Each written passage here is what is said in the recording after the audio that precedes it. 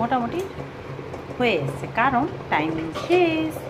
এইবারে এটাকে বার করে দেখছো কীরকম নাচ করছে, একদম টকবক টকবক টকবক করে।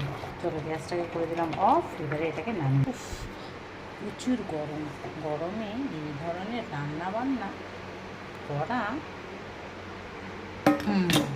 এদিকে দেখো আমার কড়াটাও কিন্তু কালো হয়।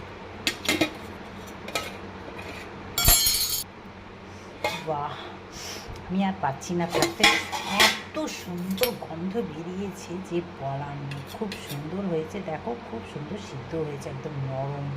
তো দেখো ভেতর থেকে না পুরগুলোও বেরিয়ে যায়নি।